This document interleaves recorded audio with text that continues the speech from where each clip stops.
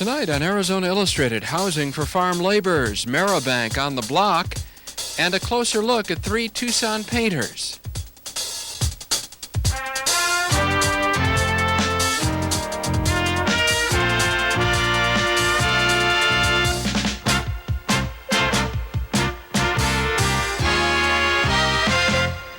Good evening, everybody. I'm Bill Buckmaster. Thank you for joining us for another edition of Arizona Illustrated, Southern Arizona's news magazine. Our cover story is coming right up after we look at tonight's Arizona news headlines. And farm workers are finding themselves out of work as their jobs are being performed by machines.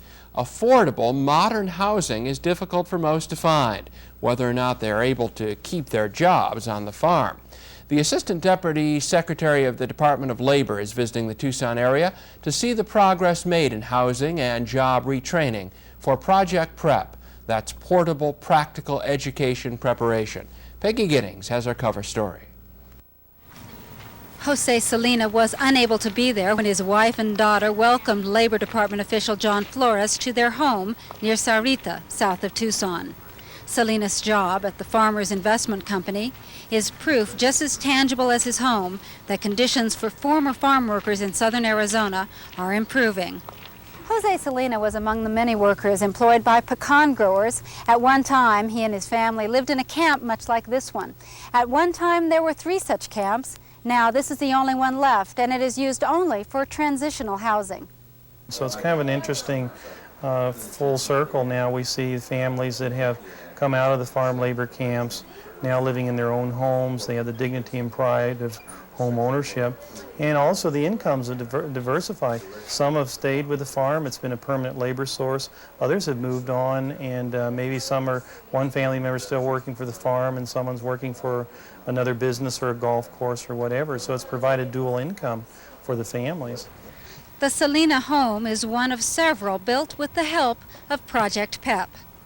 It's a sweat equity concept where families go together. In this case, 13 families built their homes. They got individual mortgages at 30 years at 1% interest, and they built their homes under supervision of PEP Housing Development Corporation. I think it's fantastic. What we're seeing is grassroots doing things that make the big bureaucracy responsive to local community needs, and we're seeing as our PEP program doing that.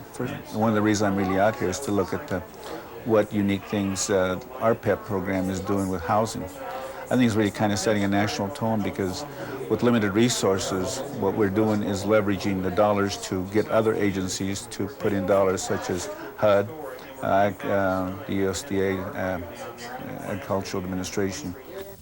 A lot of farm workers are finding themselves out of work as agricultural labor becomes mechanized. For many of them, farm work is all they know. Before they can get another job, most of them need retraining.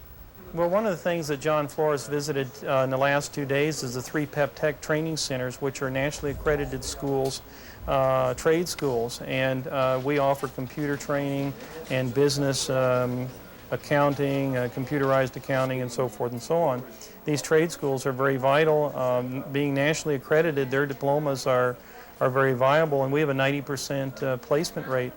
Finding a job for a person isn't enough, because we can't train people fast enough and retrain them.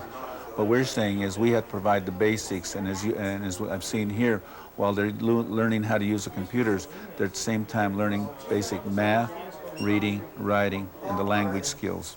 That means a greater investment to help people learn the basics so that they can move on to other things. So there's a very definite commitment to doing it right the second time, because the schools have not done it right the first time.